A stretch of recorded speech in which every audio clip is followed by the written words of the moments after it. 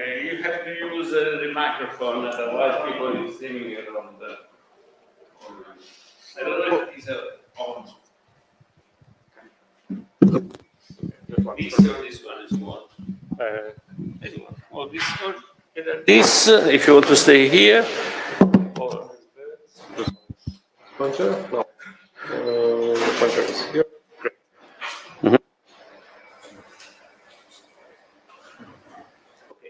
So we are just in time to start last talks, 3 talks until lunch, and the first one will be by Maciej Wolozhin. Please. Thank you very much. I came here from Kraków, from Poland, to discuss the problem of structural balance. That is something that is related to problems of social interactions between individuals, but not necessarily, also between larger let's say organizations, countries, and importance of the structure. Topology, but well, it's not a strict term, it's rather topology. I was corrected several times that it's mathematically a different thing, but computer scientists talk about network topologies by in structure of the network, so maybe I will stick to that as well.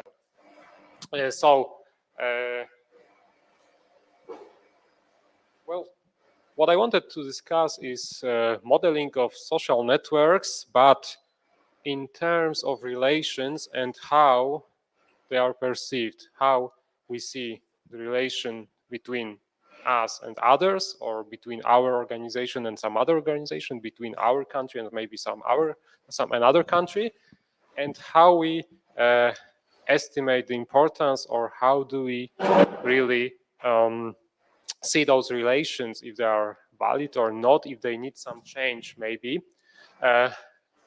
One of the basic elements that I will discuss will be triads, so the kind of triplets of those basic elements, whatever they are, individuals or other things, and analysis of the so-called structural balance, sometimes also called Haider balance because of the name of Fritz Haider, which started that discussing that thing, studying that from the point of view of a sociologist in, well, it was 1940s, I think. So quite a long time ago from that perspective of a social scientist. And then I will discuss how to model that and how to find out the possibility of reaching that kind of social balance or Haider balance with deterministic or stochastic evolution, and what are the results that we have found for various networks from regular to more random or completely random networks. I work with some people which some of you may know from previous conferences. Krzysztof Kłakowski, I know, was at some of them, Krzysztof Malarz as well, and other people from my university in Kraków.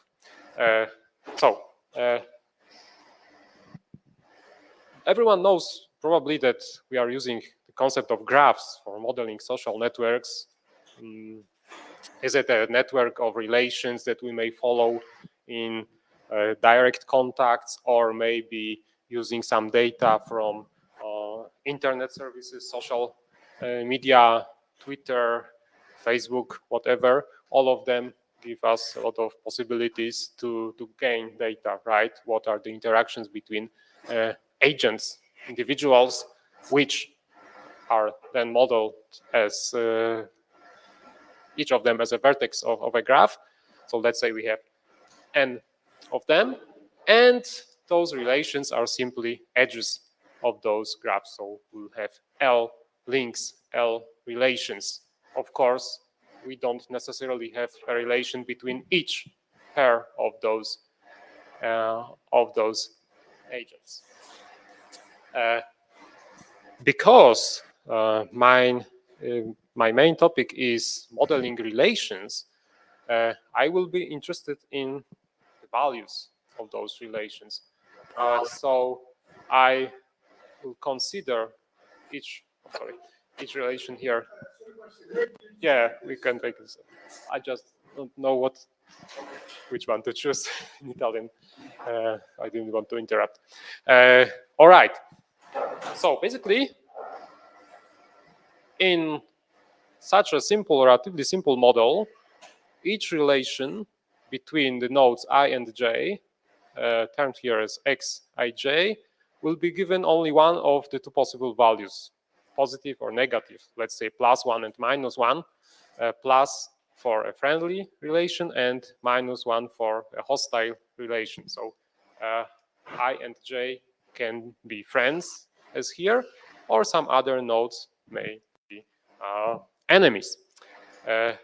And again, here in this version of the model that I will discuss today, I will assume that all those relations are symmetric. So if I feel that some of you is my friend, you also feel the same way about me.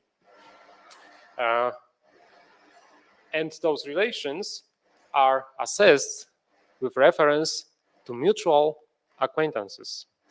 So again, let's say that is me, I, and my friend J here is also shown. Then we think about our relation, in this example friendly, referring that to relations to our mutual acquaintances, friends or enemies, let's say K. So that relation between I and J is always assessed in reference to relations between I and K and J and K, and also in some other triads. So that's why those triangles, those triads of relations are so important, because that was that whole discovery of sociologists, that we think about relations exactly that way.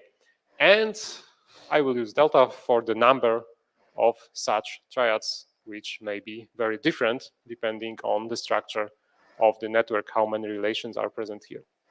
So those triplets of relations are the basic building blocks in the model. Then the concept of this structural balance, of this Hyder balance, is given by I have to remember which one to use here. Sorry. I have the explanation for this complex of the structural balance given by 4 simple rules that are, well, they follow our simple intuition. Because we feel that our relation makes sense if a friend of my friend is also my friend, if enemy of my friend is my enemy, if a friend of my enemy is my enemy, and enemy of my enemy is my friend. So very basic ideas here. It translates into relations between those values also in a very simple way, because in a triad of such relations, there are only 4 possible arrangements of relations. That one in which everyone is everyone's friend is balanced in that sense, because none of those rules are violated here. Everyone is everyone's friend, so all is described by this first statement. Or the other possibility is that we have a pair of friends and they have a mutual enemy. So again, everything agrees with those rules. Mathematically, it's very simple to detect if we have a balanced triad, because then the product of all relations is simply equal +1. In the other case, when we have 2 friendly relationships and 1 hostile relation in a triad, or everyone is everyone's enemy, we have the case of dissonance, lack of balance, in other words. Let's take a look here, for example. If we are enemies and we both have a hostile relation with the third person, then something is wrong, because my enemy is an enemy of someone who is also my enemy. So it violates those rules. The same thing happens here. For example, me and my colleague are friends. I have another friend, but those 2 friends of mine are enemies. Again, that's very strange for me. Yes, exactly. So that creates a dissonance for me, right? Something is wrong here for me. And those cases which describe the case of dissonance are those cases for which the product of relations is equal to -1. Then, of course, one triad is a very simple and basic case, but we are interested mostly in larger structures, larger number of elements, agents, countries, and so on, in which we want to discuss the structural balance of the whole system. And the whole system is in perfect balance if all triads are balanced, of course. And then there are two main possibilities. The first one, quite trivial, is called paradise, when all relations are friendly. That is everyone's friend, everyone loves everyone, and then the average value of the relation is simply 1 because we have only +1 values everywhere. The other possibility that was also discussed for many years now is the separation of the whole system into hostile cliques. So we have subsystems which are in the state of paradise, and there are only hostile relations between those cliques. And well, the system as a whole is balanced, but we have to distinguish it from being in a state of paradise. This is one thing. If everyone is in a good relation with others, it does not necessarily mean that it is the only option for the balanced system. The balance, the social balance, structural balance, Heider's balance means that relations make sense to everyone, right? And then the system is in the balanced state. And of course, in the second case, the average value of all relations is less than 1. Maybe some examples. One of the most often given example in the literature is about the evolution of alliances in the 19th century, in the second part of the 19th century, and in the beginning of the 20th century, just before the First World War. Those relations here are between only 6 actors, which are Italy, Austro-Hungary, Germany, France, Great Britain, and Russia.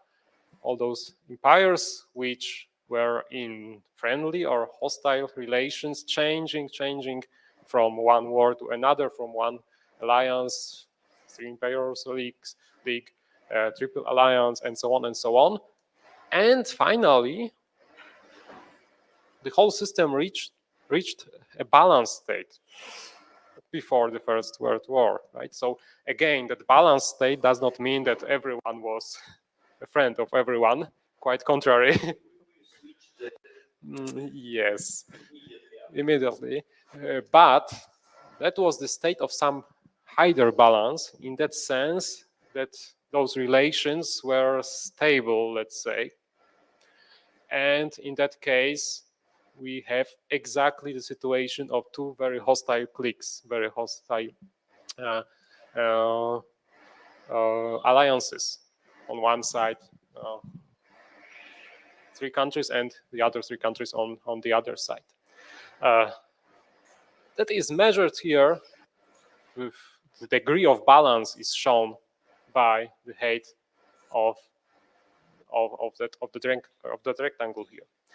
Another similar study was made for much larger number of countries, basically all countries that took part in international politics and relations, which follows for much longer period of time, and it shows the changes of that level of balance and the wars that are happening, right? So there is some balance, some alliances that organize, then the war changes everything, and again it takes some time to reach the balance, but again that balance does not mean necessarily peace, right? So we have to be aware of that. So it changes all the time. That study was finished at 2008, so it seemed like balance was lowering, and then we would need to follow that on. All right. So let me go back to the problem of the model and how all of that can be described practically. Well, first of all, in small systems like several countries or even larger number of countries, but when we have all the data and well, those countries interact with each other, or at least it is easy to know about the relation, who is the friend of some other agent, then it is, of course, quite straightforward to use complete graphs, and a lot of study was done initially on that problem. Basically, if everyone knows everyone. But for larger systems, especially if we are talking about individuals, then of course we cannot say that everyone knows everyone and has at least some relation with some value to some other agent. So we wanted to see how the structure of the network affects the possibility of reaching that higher balance, how that thing changes if we are changing the structure of the network, starting from something relatively simple and then complicating the whole problem. Well, because the main element is a triad, and because complete graphs were already discussed in the literature in very detailed way, we decided to start with something which is regular and still based on triads. So simply the regular triangular lattice. With periodic boundary conditions, we have 2n triads and 3n links relations in such a situation here. To have some quantitative description, we can note that if all triads are in balance, because each of them, for each of them, that product is +1, the sum for each of them, it will be +1. The number of triads is very easy to calculate if we have those relations, because if there is no relation at all between some pair of nodes, then a given x will be simply 0, so it will not count here. The product will be 0, and we will need some convenient measure of that structural balance. So something which is easy to grasp for a physicist is usually kind of energy, right, or work function. So here, with the sum of all those products, we'll have a value that translates into the level of the structural balance. We can normalize it with the number of triads and put a minus here in front to have a minimum of energy that will tell us that we are in a state of structural balance, perfect or at least close to that, because if that value is -1, we have a perfectly balanced state. The first thing that we can do, that was done by my colleagues, and that was also some help from my side when I was invited by them to join that study not so long ago.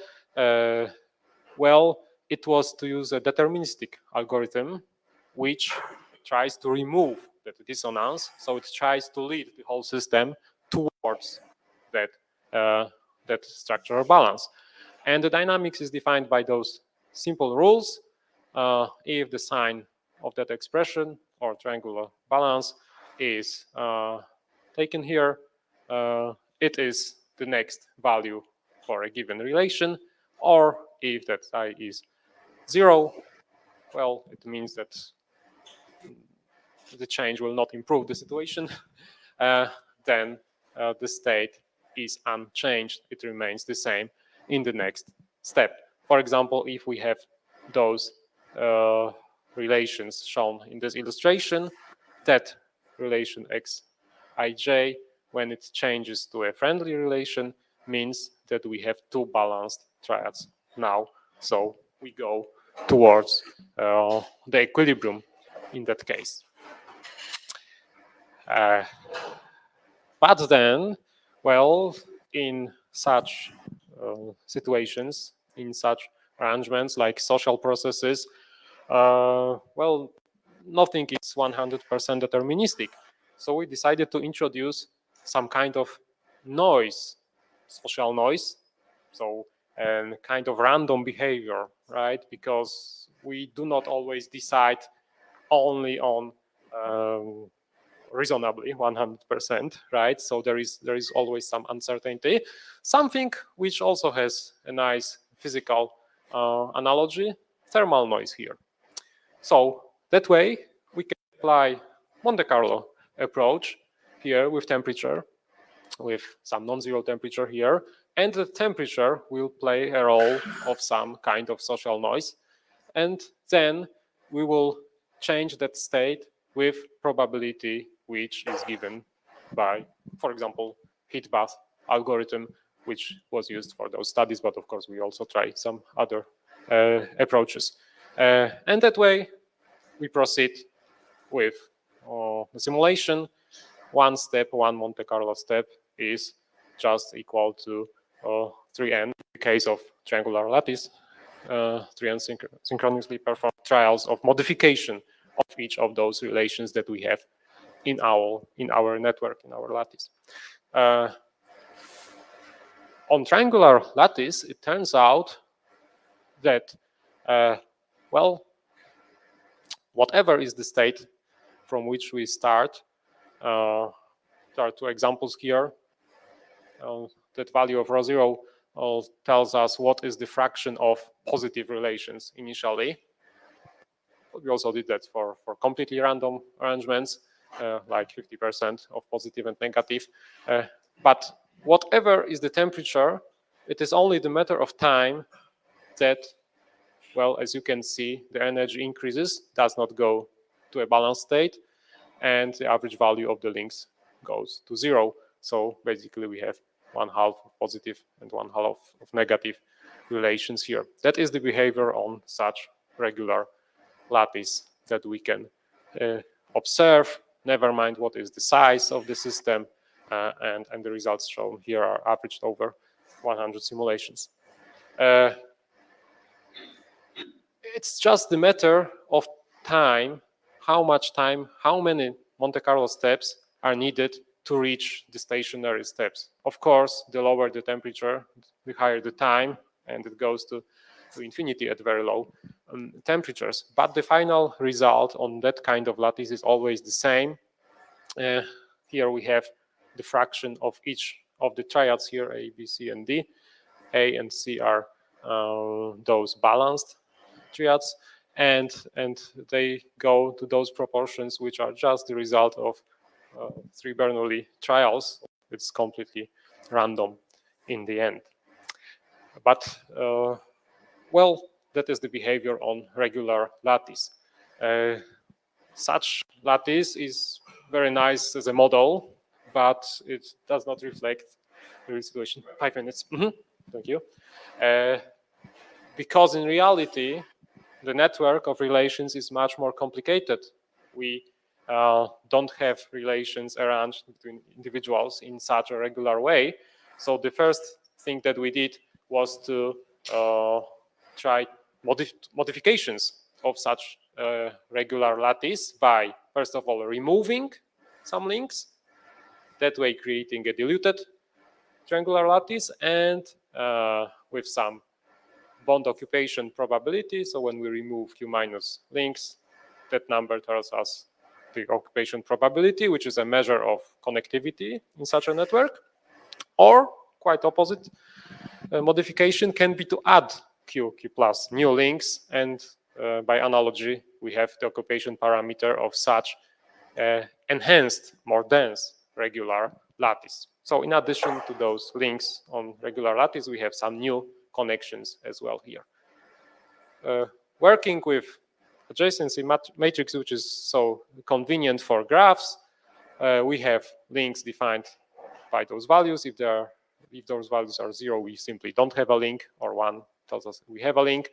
It is convenient to have a separate matrix for connections and a separate one for relations, because then we can work with completely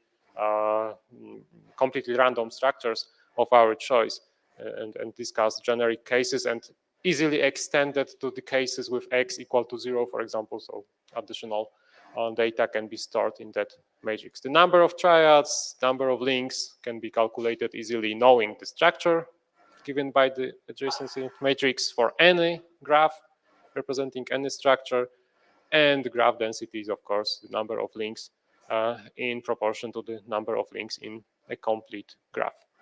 Energy, the formula of energy is also easily generalized for any structure that we may want to use in such a formula. And also that algorithm, Monte Carlo algorithm, is basically the same with need of another generalization for any structure to take into account all possible triads in the whole network.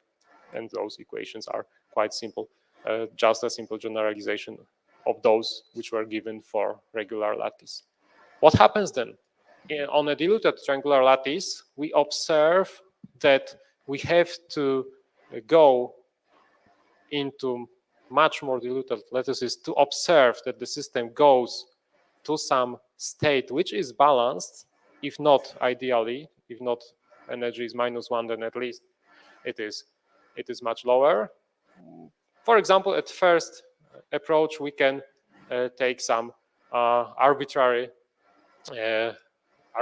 value of -0.5 for energy, below which we say, okay, then the system is at least partially balanced, and we have the limit here for this parameter, which tells us how that lattice is diluted and when we have at least partially ordered system. As you can see, again, for different sizes, that boundaries look almost the same. For enhanced triangular lattice, it seems that we can quite easily obtain that state in black color here. We have energy equal to -1, so perfectly balanced systems.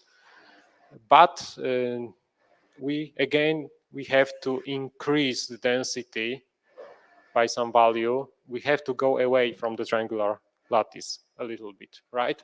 And then we start to observe. Balanced state. Up to that point, of course, the limiting value here is the complete graph when we have added all the possible links to our system. Oh, sorry. When we follow that boundary, maybe I will go back here for a second. When we study that boundary between the ordered state, hydro balance, structural balance, and random state, unbalanced, we can see that they are given by a simple relation, like that critical temperature for which that change happens is given as p to some power gamma that was also calculated, which is between 1.6 and 1.7. N is w squared here that was mentioned on some, n equals w squared, and the number of the nodes here. And again, one important observation here is that that temperature for which the change happens does not depend on the system size for diluted lattices, but strongly depends on the system size, on the size of the lattice if we have those enhanced lattices. Only if we take it as a function of average node degree times density to that power, but that was found by, well, trial and error. We are not able to say why that function is here. We have the same dependence here. The question, so the final thing that I wanted to mention is that our problem was, is this a kind of phase transition? It seems that for diluted lattices it is not. It is just a smooth crossover. For enhanced lattices, well, there is some evidence because of the standard deviation of the energy here, but most of all, maybe I will skip that, because of the usage of the Binder cumulant, which is a nice tool to detect phase transitions, and the phase transition of the first kind is known to be observed when we have a minimum of the Binder's cumulant, and that is what happens in the enhanced triangular lattices. I will quickly skip to a picture which shows that in much better way, because here we have a color scale for the Binder cumulant, which shows that in fact we have that clearly visible minimum for enhanced triangular lattices, at least above some temperature, and nothing like that for diluted triangular lattices. Maybe I will skip that because this is just something about complete graphs, which was done earlier. And it only shows that what is important here is also the initial state for this critical temperature. The initial state affects, it seems that it affects the critical temperature. But I will summarize my talk with the results for completely random graphs, classical random graphs, for which we can see that there is a minimum of the Binder cumulant as well observed here, shown as a function of graph density, and hence the critical temperature for that phase transition can be found. We also discussed what is the minimum density needed to have that phase transition, how it changes with the size of the system.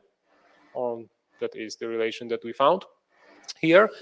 And we think that it depends on the number of clusters of interacting triads, because those minima are placed here, and that color shows the number of clusters, right? Because when you reduce the density of a random graph, it will split into clusters.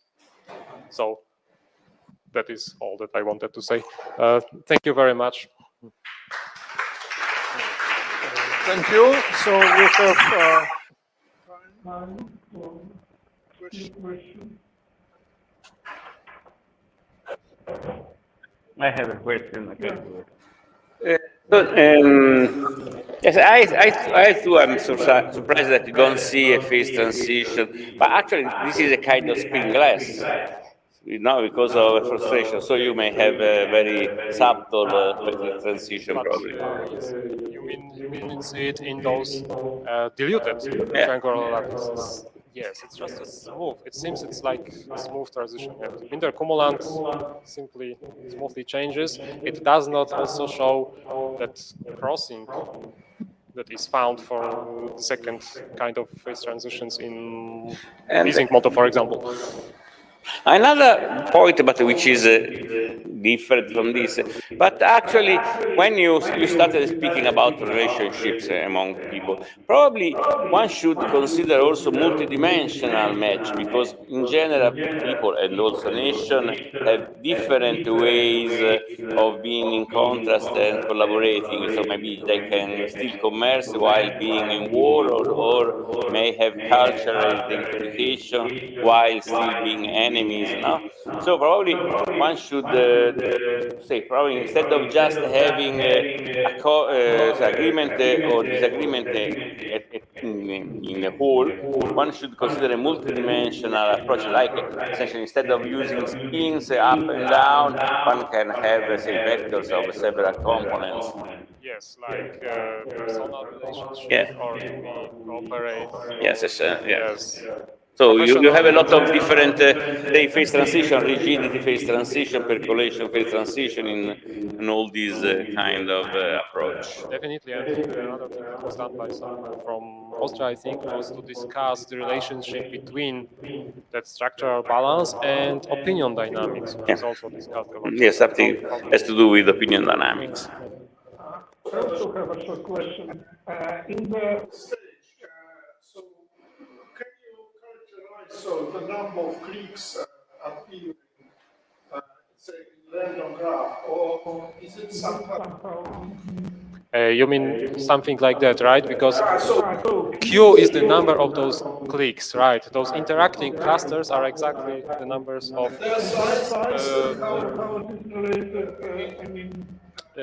Well, but it's not. I have to clarify one thing, because I'm not sure. Do you mean clicks by those friendly, only friendly? Yes. What they build. So do they build a large, how to say, paradise cluster, or there are many? clusters which are what happens inside each of the cluster, basically, right? We did not find the statistics for that. That's a good idea, definitely. because Q is purely topological. Yes, exactly. Yeah, so Yes. it's not the result. Yes, it's just about the structure of the graph. No, I'm asking about the result. So how many, so to say, blue Here, because it's about that was done to find why that phase transition happens only above some minimum graph density, right? So those dots here correspond exactly to the green dots here. So basically here, if we are below the temperature of transition, we have a state of the balance here, and inside of that balance, of course, there will be some clicks. So that is your question, basically. So here, I don't have the statistics of that ready to show, but most of the system is, in most of the cases, this is not a perfect paradise anyway. Okay, thank you. So we have to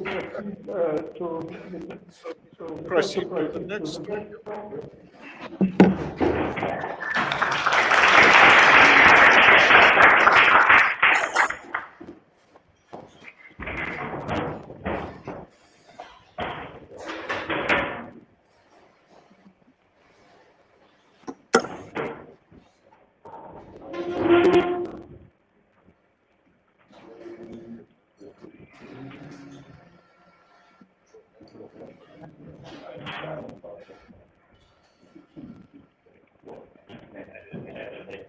Use the back. Okay,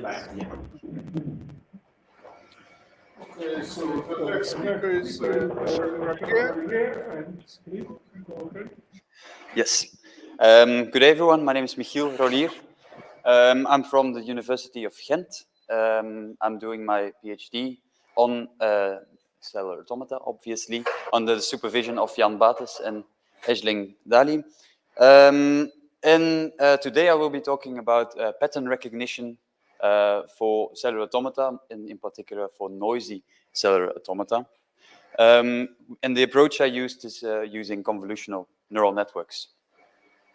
A quick introduction of myself. I also included a picture of myself for the people at home. My background is in theoretical physics. Like I said, I'm studying right now at the University of Ghent. And I went to the University of Ghent in the context of COVID-19 metapopulation modeling. But quite recently, I switched to cellular automata and more specifically to non-uniform cellular automata. And today's topic will be about developing a tool that I hope to use in the context of non-uniform cellular automata eventually. First, I will provide some context and some general motivation for what I intend to do.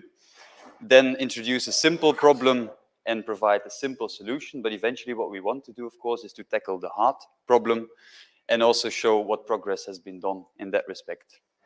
And I will conclude with the conclusion, logical order. And like is noted below, I'm here to learn. So I would be very happy to receive your critical questions. Some context and some motivation. Generally, when we think about cellular automata, we can think about it as a combination of a genotype and a phenotype, or a combination of an input, of a rule, and a certain output. Typically shown as a rule table on the one hand and a space-time diagram on the other hand. And we can ask ourselves what we need to do if one of these are missing, if we do have the genotype but not the phenotype, or the other way around.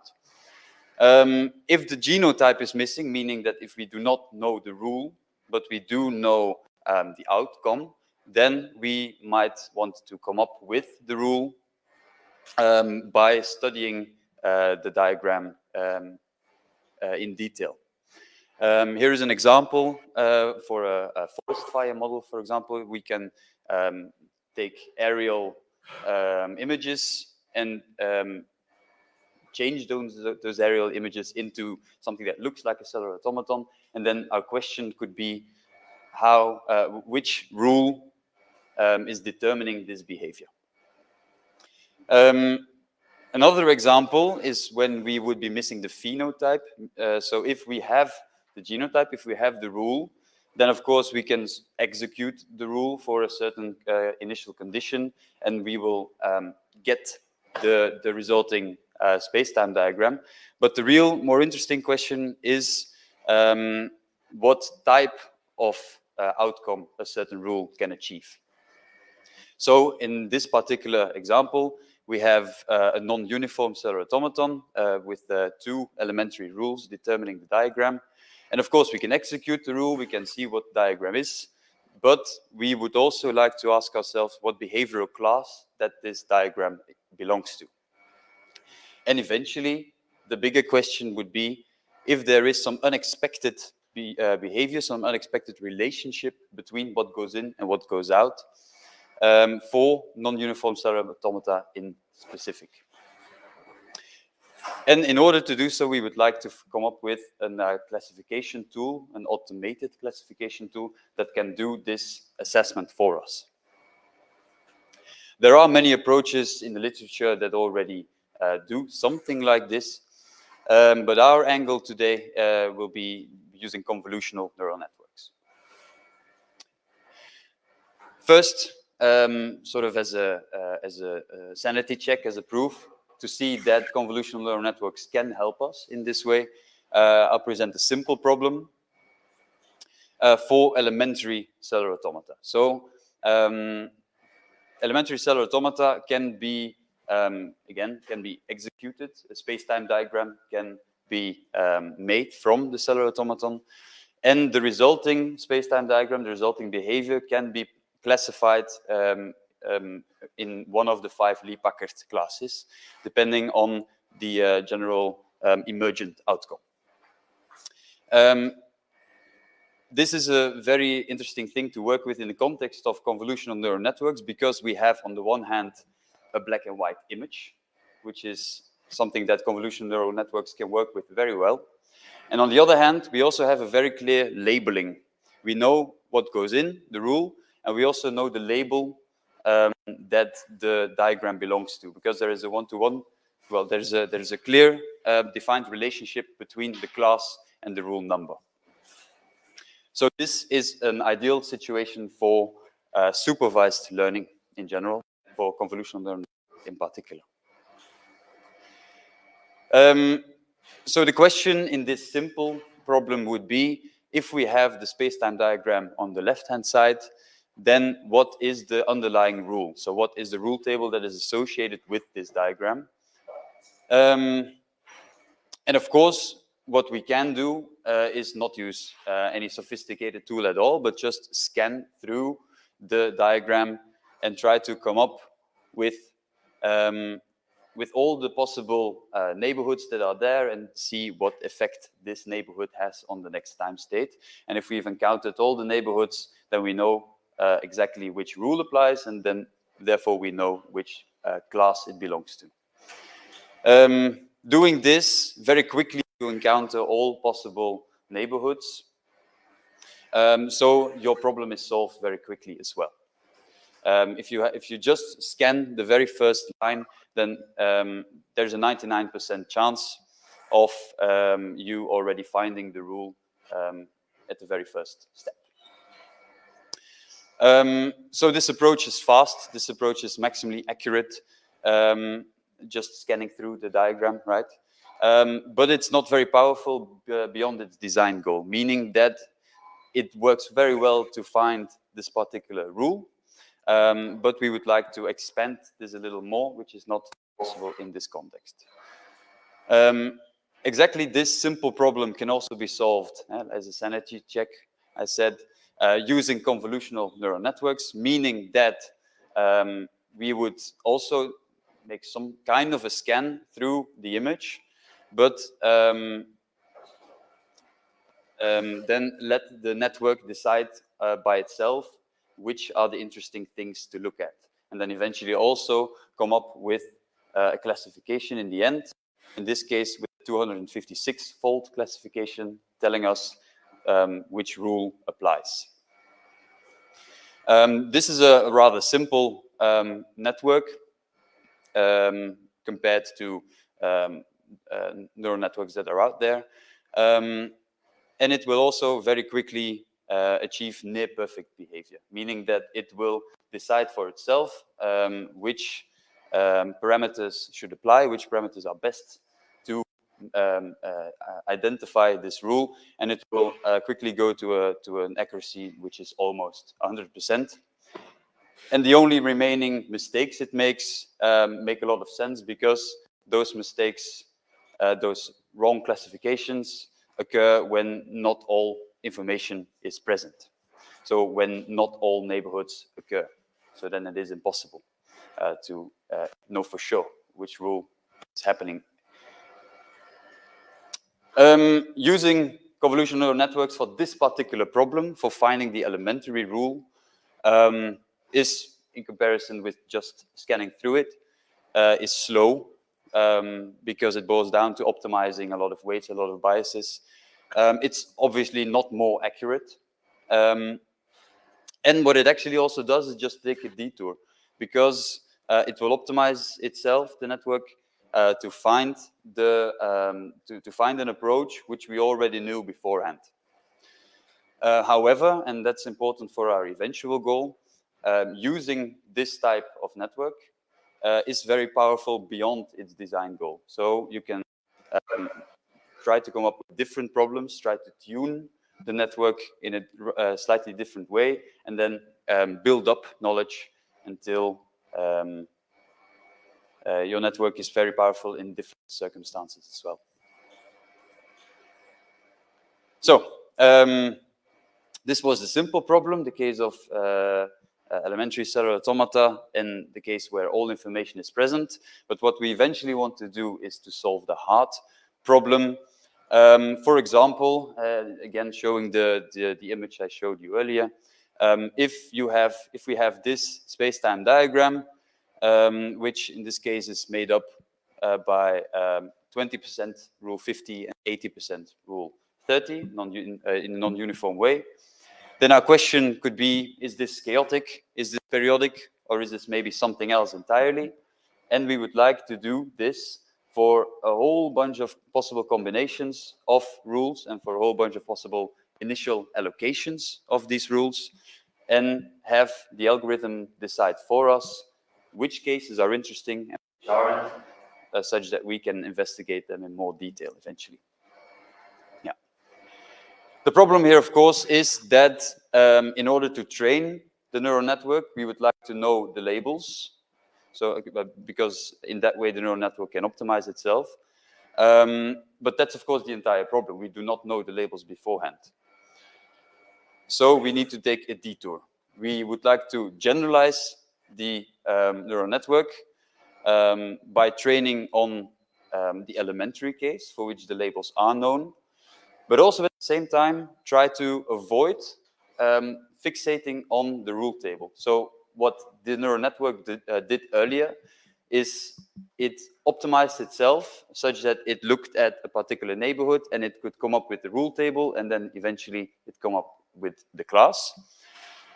But if we want to generalize the neural network, we want to avoid this fixation. We want to make sure that it can classify the diagrams without actually in the background coming up with the rule table. And there's two approaches. There's probably more approaches, but we took two approaches. The first is by adding various types of noise into the space-time diagram, which hopefully will force the network to also cope with this noise. So there's different types of noise you can add to a space-time diagram. We will mostly use just a random distribution of the noise. And another way of attempting to generalize the neural network is, of course, by coming up with different types of architecture, which again force the network to avoid finding the rule table. This is a work in progress. It's also a quite new work, but I can show some of the progress. First, generalizing the neural network by adding noise. We can add some noise to the space-time diagrams and then train the neural network on those noisy diagrams. And we can do this in two ways. We can either force the network to handle the noise, meaning that you train on space-time diagrams where some of the pixels have been bit switched, so black becomes white and white becomes black. But then, of course, it starts to perform pretty poorly, pretty fast. Because if you go and switch 50% of the pixels from black to white or vice versa, then it is just literally impossible also to find the underlying rule. And also, there's no way for the network to avoid this. More interesting is to train the network to ignore noise, meaning that it knows beforehand which parts of the diagram have become noisy and that it can ignore those particular pixels. And then it can be trained to not look at those regions, but look at the more interesting ones instead. And in that case, even for 50% noise, the network is still able to, for almost 80% of the time, come up with the proper class that is underlying. The second approach, so not the noise approach, but the approach of directly altering the neural network architecture, can also occur in different ways, but we will definitely have to increase the receptive field, meaning that the convolution happens over a larger region. So you're not just looking at the particular neighborhood, but you're looking at a more wider field. At the same time, we want to avoid direct information from the neighborhood. So we want the neural network to look at, to go beyond the neighborhood, so to sort of filter the neighborhood out. And we can add some regularization on the network, such that it also, well, such that that you make it harder on the network to train, which eventually will mean that it is capable to do more. So putting this together, probably the most interesting thing about this neural network architecture is that we've changed the convolutional window. So rather than looking at one particular neighborhood, it looks at a wider region, and it only looks at the red squares, meaning that it has no direct information from the neighborhood, but hopefully will still be able to come up with which class that the diagram belongs to. And again, we see that this happens very quickly. We see that after going through a whole bunch of generated data, it will eventually climb to almost perfect accuracy again. And I actually retrained this yesterday evening, and we came up with an accuracy of 99.95%, which is perfect, basically. So, a quick conclusion. First, a quick recap of what has been done. To remind you, our goal was to automate classification on non-uniform cellular automata diagrams, and I've shown you some steps towards this goal. The approach we took is to do pattern recognition using a convolutional neural network. The problem for the simple approach, or for the simple solution, was that the network seems to fixate on finding the rule table, which is not what we want, because if that would be possible, then why not just keep it much simpler? And the problem is that it does not generalize well for the purpose that we want to use it for. And then the two solutions that I proposed was first to add noise, to try to make it more difficult to find the rule directly, and secondly, to alter the architecture such that it cannot look at the direct neighborhood. Future additions. First, I want to further explore different architectures that can do this job better for harder tasks. Because doing it better than it does now is probably not possible, but I want to make the tasks harder as well.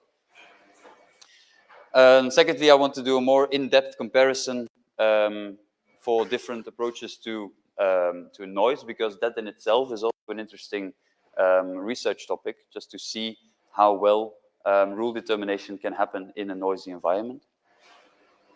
And of course, I also want to start experimenting with non-uniform cellular automata classification, because that is the eventual goal. But I did not want to do this right now yet, because it's unfair to compare, because there are no labels to compare it with at this point.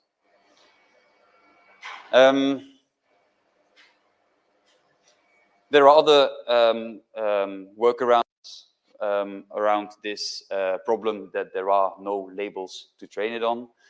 For example, we could use out-of-distribution detection, meaning that the algorithm could come up with just saying that it doesn't know.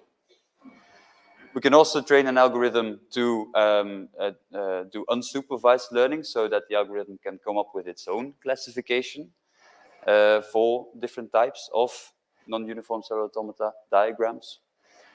And of course, we can also train this on different properties, because so far we've been looking at the entire space-time diagram as a black and white image. But we can also try to find classifications based on time series associated with how cellular automata evolve. Or we can do multi-label classification directly, so trying to directly identify the rule properties themselves. The short story is, I suppose, that there are many different approaches. And also, it's very important to remain critical whether to see the deep neural network approach required. Of course, right now it's very fashionable to make everything deep, but it's not necessarily required. However, I think we've made quite some nice progress, and continuing taking these baby steps will lead us towards finding a nice algorithm that can take a lot of work out of our hands. Thank you for your attention, and I would be very happy to receive questions and suggestions also.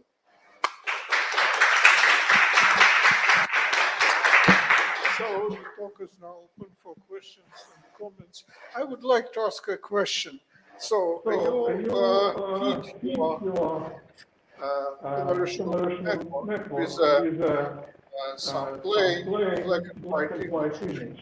Does it eventually in the end recognize error of time and afterwards or asymmetry of your so? For example, you have some rule, but you can put it in a symmetric way, left side. Will it recognize it in the same rule, or say if you make a symmetry upside down, will it recognize it? I haven't tested that, but I'm almost certain that it will make very different predictions if you turn it around, if you switch it up. You can train your network to also avoid this, but making a symmetric, so switching around horizontally, that will also. Then the network will decide on a different rule, because it also is a different rule. Yeah. But say Upside down, it will. Well, I think if the network is trained to come up with the rule, then it will get into trouble. If, however, it is trained to come up with the class, with which type of general behavior, then it should still be able to find out what's going on, and that's actually a really good suggestion. Yeah.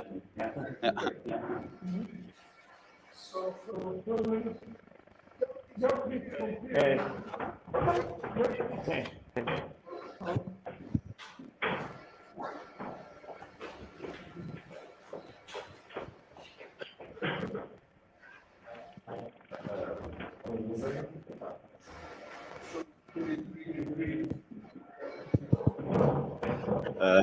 thank you very much. I have like let's say a question and maybe a suggestion too, in the sense that due to the fact that you know kind of how to act or you before the very guidance. Okay. The fact that you know more or less the kind of pattern you should look for, like T-shaped pattern. Have you tried to implement some kind of prior knowledge of that inside the network visualization? Yeah. If the goal is to train the network to come up with the rule in the case of the elementary cellular automaton, then you know beforehand exactly that you're looking for this T-shape, this Tetris block shape. And then of course you could try to optimize this. And you could try to make sure that it only looks at this region and that it only takes weights in certain regions. And you could do this, but you probably don't want to do this because if the goal is to simply come up with the rule, then we already have a quasi perfect approach, which is simply just to scan through it and to check which neighborhoods you approach. The goal, in fact, is to go beyond this regime. So to be able to still come up with the class, while at the same time not fixating on this local neighborhood. So rather than optimizing finding this neighborhood, we want to, so to speak, optimize looking different ways.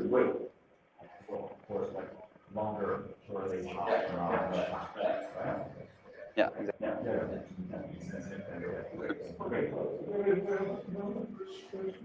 From my limited knowledge about machine learning and neural networks, what I know is that there is always a problem of overtraining such a network. Is this also a problem in yours? Yeah.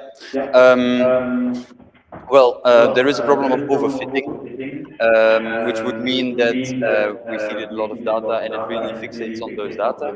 But that is, we check whether there is overfitting by also using the network trained with the particular weights and biases to make predictions.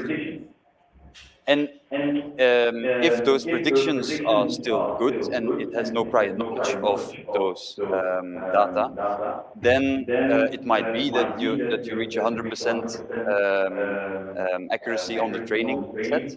But if at the same time you're also reaching almost 100% accuracy on the test set, then it's not really overfitting. Then it's just very good at what it does. Yeah.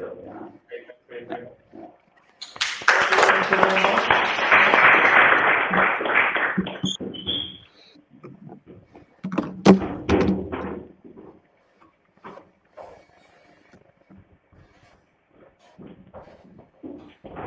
The next speaker is Thank you very much. Okay, well, let's see if I can do. I would like to thank you for the organizer for this interesting workshop. And let's try. I'm Raffaele Marino, and I'm going to talk to you about hard optimization problems have soft edge. And let's see. Okay, let's just start with a simple question. Here we have Homer Simpson, that in 1995, the Fox television released this interesting episode of The Simpsons. And you can see that Homer was just captured into a singularity and transported into a three-dimensional space. In this three-dimensional space, Homer was, there were floating equations and shapes, but there are two equations that are important. One is the one that you recognize. This one is the Euler-Z identity, but here there is another one, which is pretty interesting because it means that P is equal to NP. What does it mean P and what does it mean NP? The P is a class of problems. These problems are all the decision problems, which are easy to solve. An example is the Rubik cube. Rubik cube is not so easy for all of us, but exists an algorithm which is able to solve all the possible instances of the Rubik cube. Which means just imagine that you start from a configuration, you just arrive to the ground state.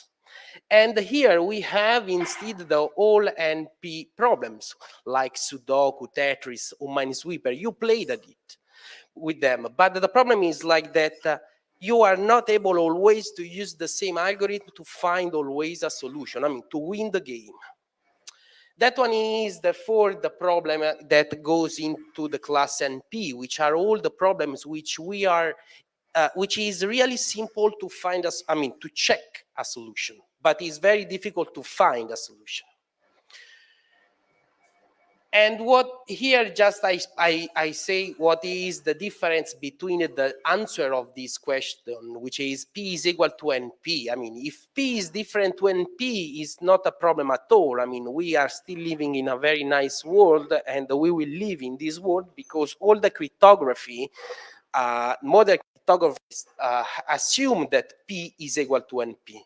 But if one day one will be able to find an algorithm which should be able to solve this problem here in polynomial time, then all the theorems which are in the modern cryptography will be falsified because this assumption will not be satisfied anymore.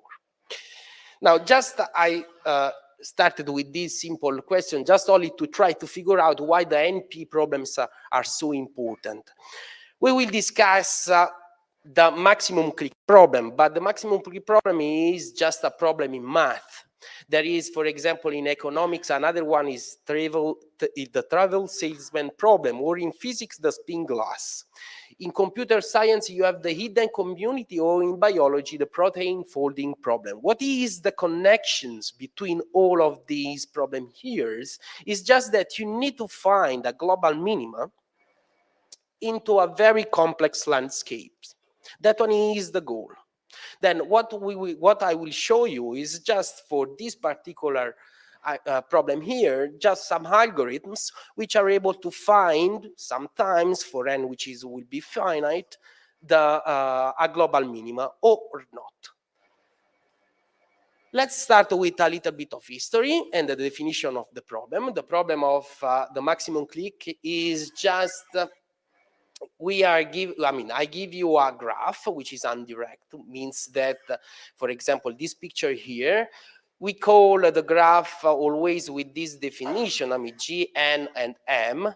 N means the order of the graph, I mean, how many vertices are into the graph, while M is the number of edges into the graph, which means that now we have here a graph which is indirect with 6 vertices, the N is equal to 6, M is equal to 10. And we are looking at for the maximum complete subgraph, which is just the set of vertices which are connected to each other, and which here we see is composed by 4, 2, 3, and 6. These are the nodes. And here just I give you some interesting papers that if you are interested after this talk to this problem, maybe you can have a look. For example, you have the most, I mean, there are the Erdos-Renyi on the evolution of random graphs, just for understanding what are the problems of the Erdos-Renyis that I will give you later. Or maybe there are some calculation of Matula on the complete subgraphs in random graphs. And then there is this one, which is fundamental for the computer scientists, which is the reducibility among combinatorial problems, which means it is like the CARP algorithm, which is able to show that the maximum click problem is one of the NP complete, I mean, is into the NP complete family. What are the practical application of this problem, which is just searching for maximum clicks? You can find, for example, I just decide to give you just simple three application. I mean, pattern telecommunication. I mean, in telecommunication and traffic. I mean, the NSA used this problem to find terroristic cells. In math, you use the maximum click problem just to falsify. I mean, there was just a very interesting conjectures that in 1992 was solved by using the maximum click problem, therefore like mapping one problem to another one, which is the tiling geometry problem. And then in biology, for example, you can use the maximum click problem for building new algorithms which are able to correct errors in the code of the DNA. Just simple applications that we can have. Now let's start with the talk, and the first thing that is just I would like to tell you is what is the Erdos-Renyi graph. I mean, you just need to remember that n is the order of the graph, which means that we have to imagine that we have vertices, and these n vertices are just connected to each other with probability p0.5, just like that. I mean, just between the n choose two edges, you need to pick one with probability which is independently with probability p, which is equal to 0.5. From there, you can compute easily just the expected number of click of size k, which is the number of complete subgraph of order k. In this case, you can imagine that the equation is so easy because just you need to pick between the n vertices k of them, and then you want that the probability that all of k are connected to each other is given by this number here, 2 to the minus k choose 2. By imposing that these values is bigger than or equal to 1 by using the simplest Markov inequality that you remember from the probability, then you are able to see, okay, this is an upper bound of the probability for finding the maximum click problem, the maximum click into a graph. Just if you solve this equation by using the Stirling approximation, you find this expression here, which is just this line here, the green one. While if you compute numerically these values here and stop your integration when the expected values of Kmax is bigger or equal to 1 at fixed values of n, you have an interesting state case. There are also other two lines in this picture here that represent the order of a complete subgraph as a function of n into an Erdos-Renyi graph, which is the black one is just to log 2, while the blue one is log 2n. What does it mean, this line here? This line here is a threshold. Is a threshold which appears when you want to compute if a complete subgraph can be expanded or not. If you compute the probability as a function of k over log 2n, which means just I rescaled the order k as a function log 2n, you see that exists a phase transition of second order into this particular problem. This is just I use the finite scale analysis here. And what is the important? The important here is like that in this particular regime, you have two phases. One where you can easily build an algorithm which randomly adds, starting from a simple graph, you add randomly another simple node.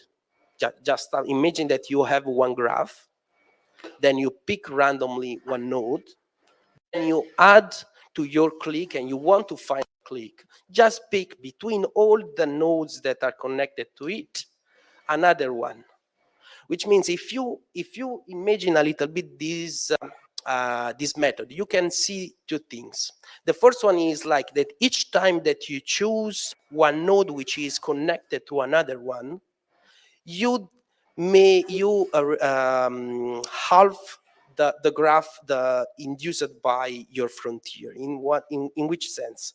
Just imagine that you have one graph. The probability that one side, the probability that this side is connected to another one is 1/2. Therefore, like you have a frontier, which is the number of sides which are connected to this side that you choose, which is n over 2.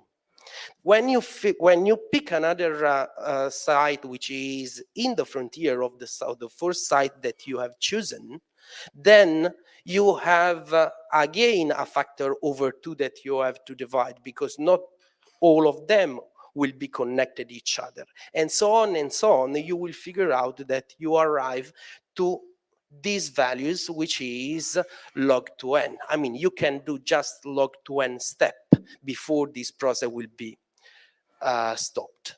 And therefore, you have an algorithm in some sense, which is the most stupid one, but this algorithm is the limit of all algorithms for n that goes to infinity. However, for n that is finite, we want to find something which is much smarter. And for this reason, just we started to introduce, I introduced 3 different algorithms, which are always of the same class, just a little bit smarter to the one that I explained here before. The red points in this just simple graph where you say k is as a function of n, the order of the click as a function of n, you can see that the red one identified the values of SM0, which means just imagine that you have an algorithm. Your algorithm, you have also a graph. Into your, you look all the nodes of your graph and you pick the one which has the most number of connections.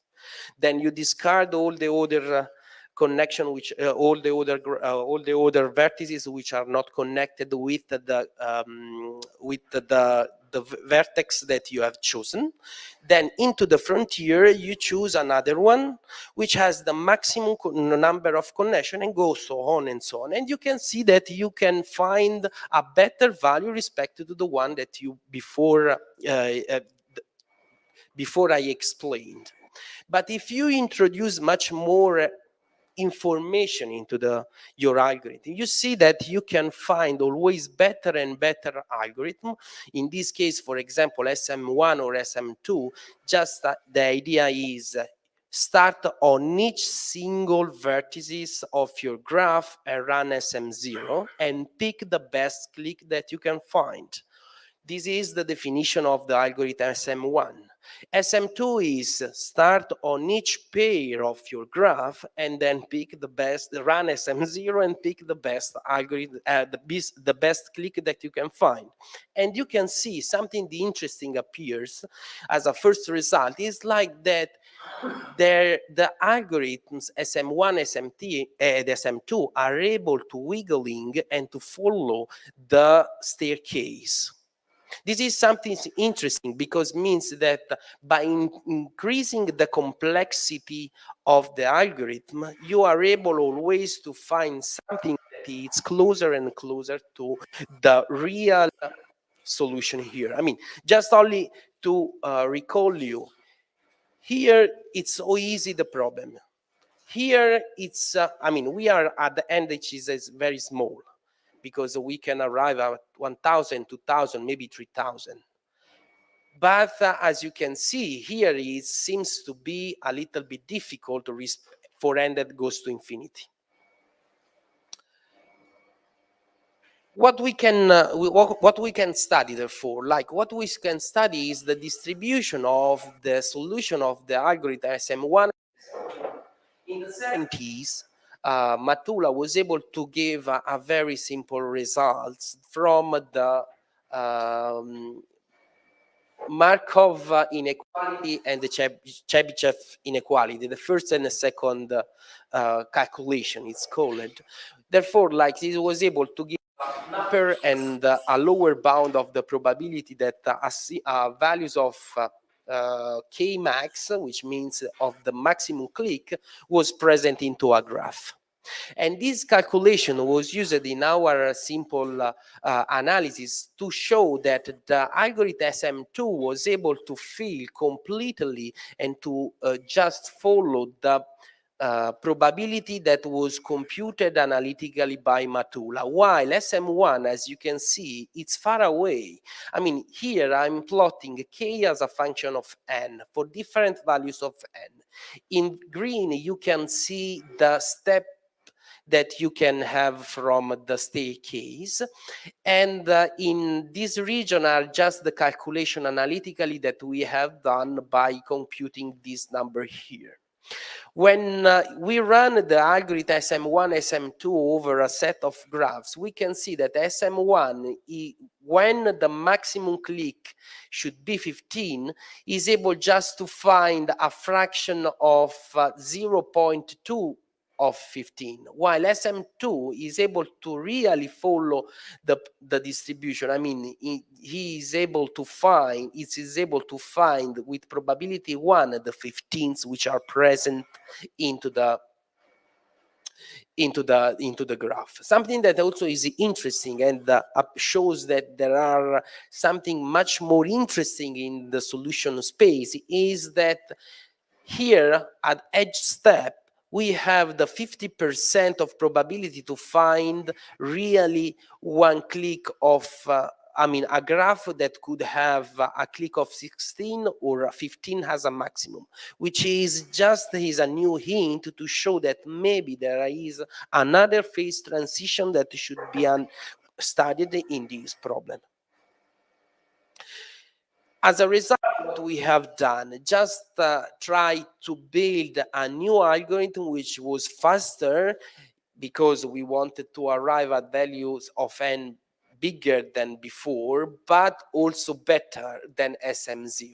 And the idea was just using SM0 as a starting point, find a click, and by the observation that I showed you before, we were able to build a new, just using an iteration over a small piece of the click that we found with SM0 and building something that was bigger.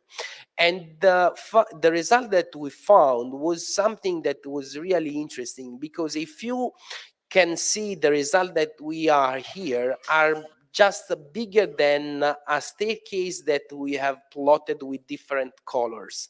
And the multicolored staircase represented the expected maximum values of complete subgraphs contained by the fact that we are starting with an arbitrary complete subgraph of size I. In other words, we are just, you have to think, just if you randomly pick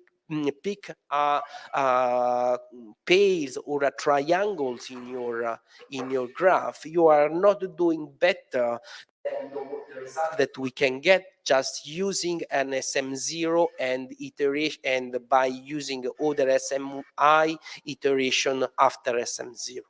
But that one was just a simple idea to explain you what is going on in this here, which goes above the log to n and below this staircase. Here we are in presence of the overlap gap property that's only in 2021 was discovered by Gamarnik, which is just an idea to what is going on in the solution space. As you can see below the threshold, in this case log to n, all the solutions are connected to each other. In some sense, you can imagine that you can pick one complete subgraph, remove one vertex, and randomly pick another one and explore all the solution space without the problems. However, when you go above this value, this blue line, then you can see that the solution space shatters into different clusters. In each cluster, you have some set of solutions, which differs from one to another with just a small values of correcting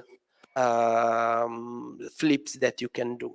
However, if you go from one cluster to another, the solution differs almost of order n, which means that it's really hard to find a solution if you are not really, and if you are not able to enter immediately into a cluster. And here, just what I'm going to, what I plotted is the overlapping between the two solutions for a very big values of n, for different values of n, which are above the log 2n.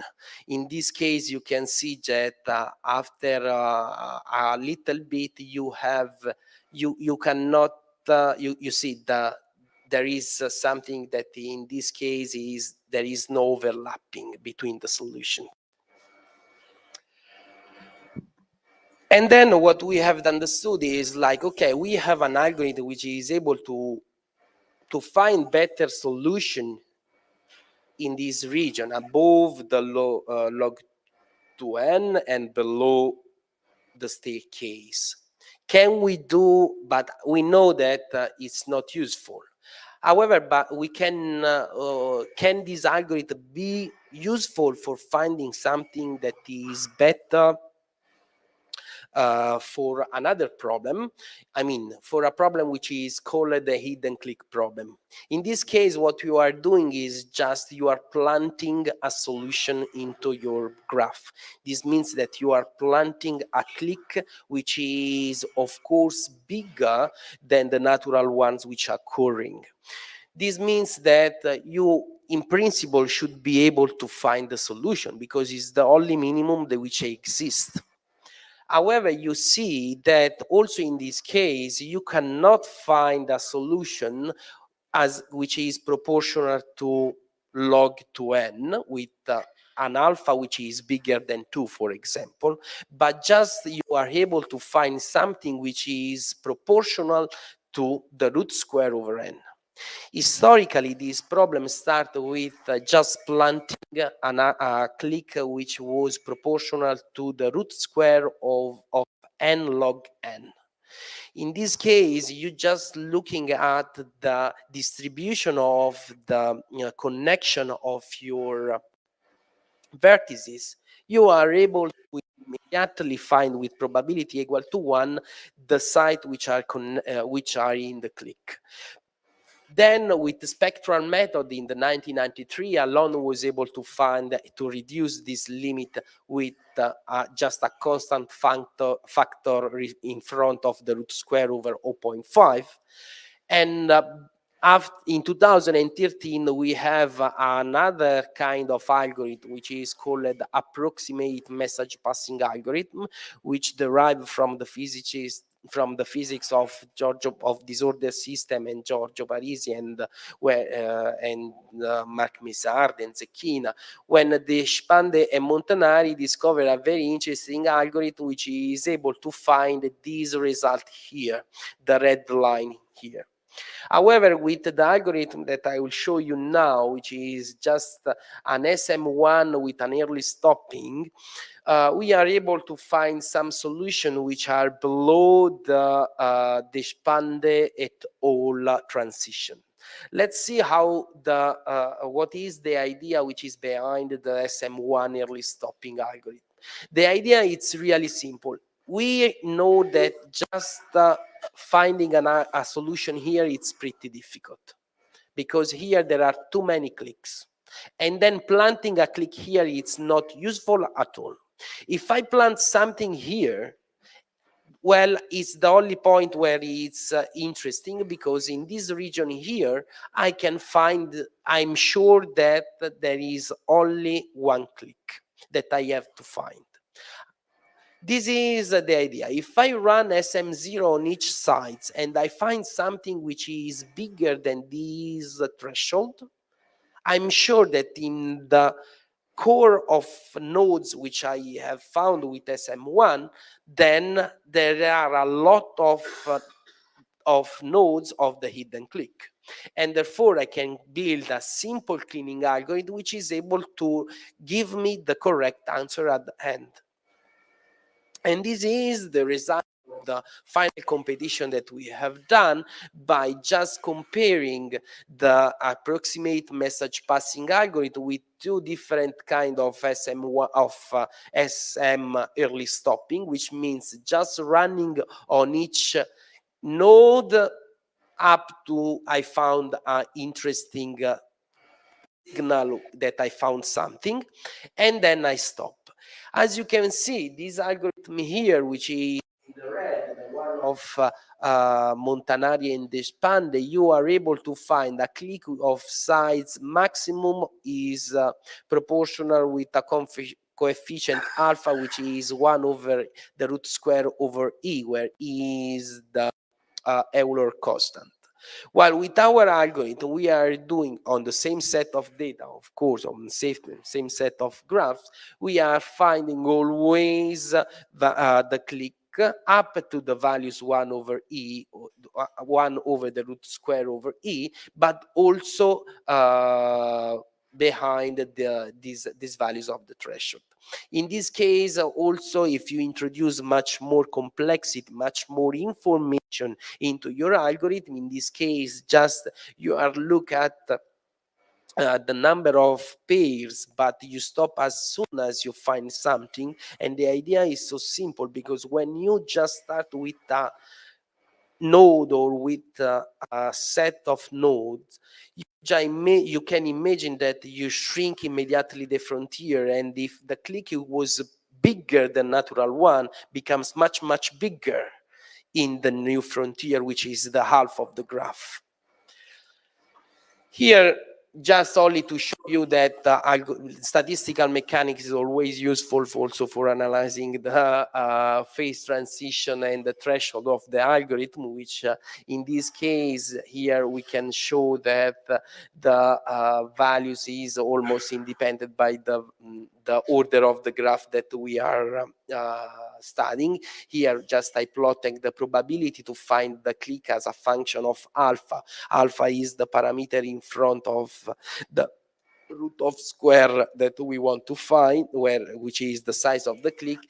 And as you can see, only around 1 over the root square over E, we start to have the down, we just going down with the probability, but seems that to be completely independent by the values of n.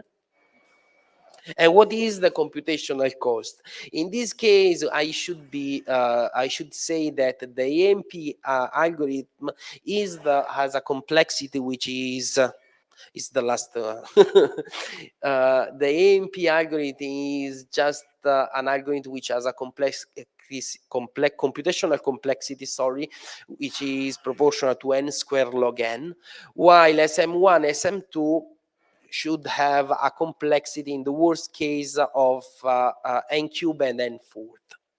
However, when you run the SM1, which is with early stopping, and SM2 in early stopping, you can see that you are able to find a solution much faster than the AMP algorithm in seconds. And then you are able to see that in the worst case, the SM1 is almost proportional to the AMP, while in the while SM2, of course, the complexity is much, much higher. The conclusion of this talk, therefore, is just simple. I would like to say that what is important now is creating algorithms which are able to find in today's big data problem some results which are useful for us. And you have to think that n it could be bigger, but it's always finite. Therefore, like searching for clique in new networks in the modern networks, it's really useful. And also taking just the physics should be always entering into these into the computer science, making experiment and showing that are useful the tools of statistical mechanics, because in this way we can maybe have much more and we can understand much better what is the nature of the search of different algorithms. And that's all. Thank you for the listening. So talk is now open for questions and comments.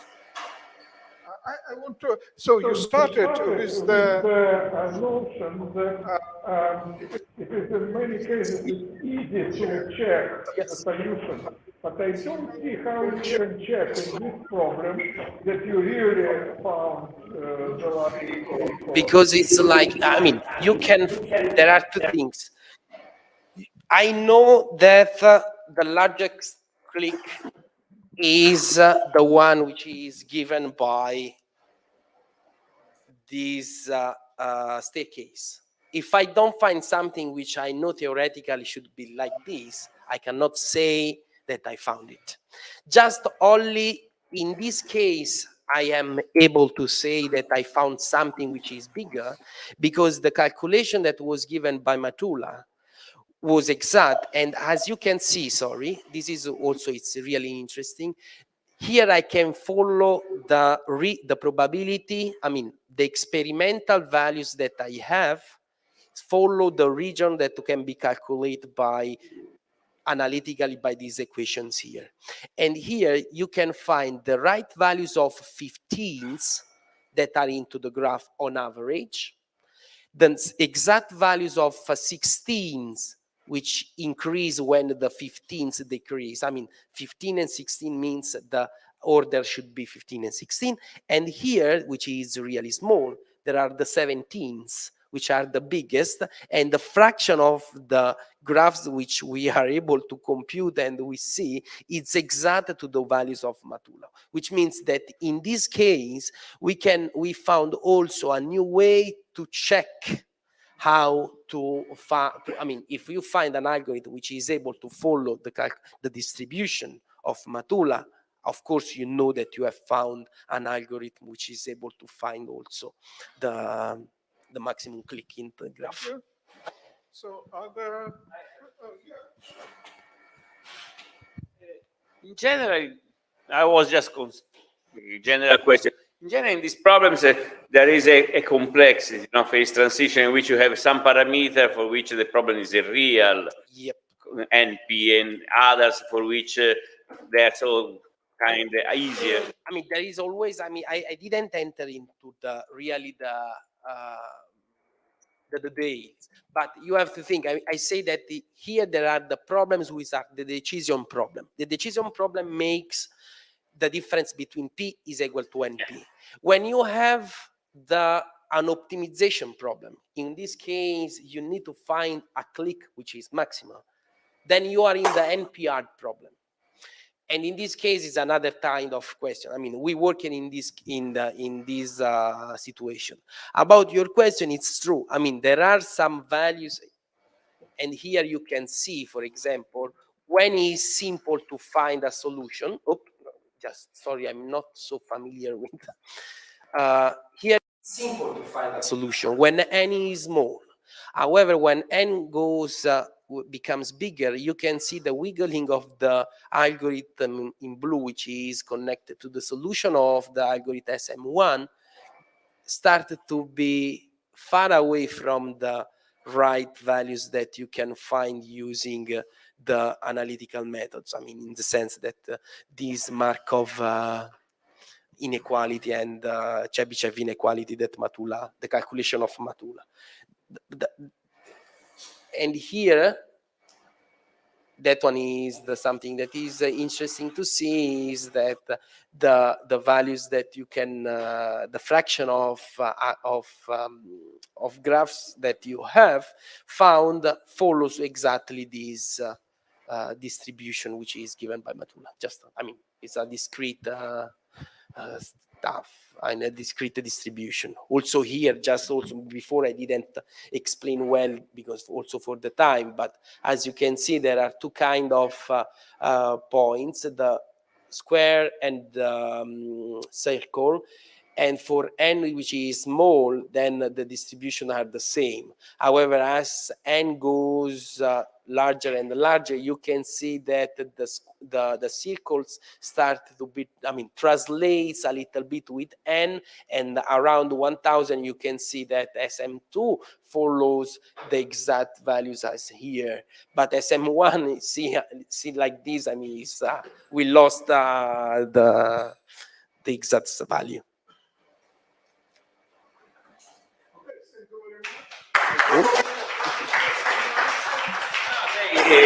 We have We have lunch now, then we have time for discussion. You can leave things here, it will be closed and checked. And still remember, so first announcement, I'll do it in the following days. You have the opportunity of submitting a paper to the journal computation, which is, say, accepting without fees, even though it is an open access journal, because they are trying to improve their, say, level. So they agree to if you pass the referee, because it is not just proceeding paper, it is just a full paper. But if you want to submit, they are accepting with the full waive of fees for this meeting, so can be an occasion. I managed to have deadline to mid-September, so we have time to prepare to submit something. Okay. Questo c'ha problemi. Metto qui, no?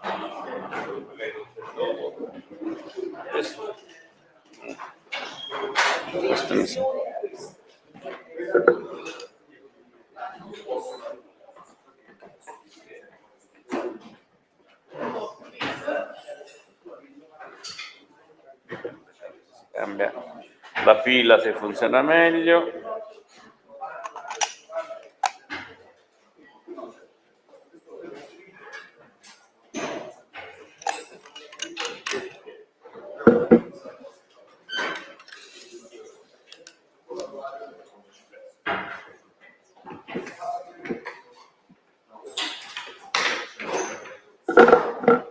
Ok, cambia.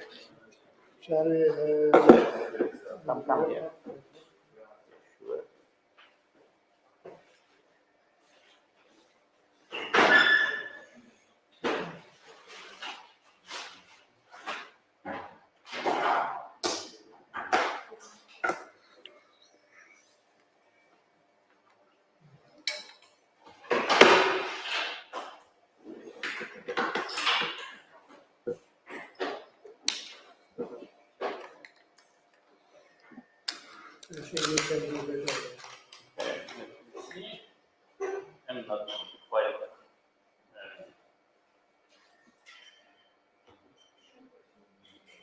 Hoffman solstice.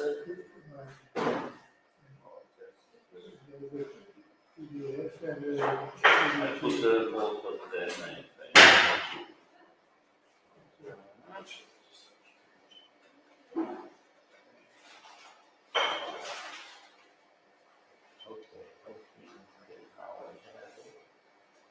Hoffman solstice.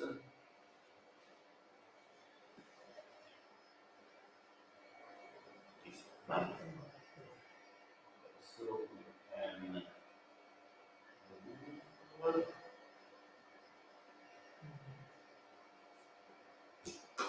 Here you are. This is mine.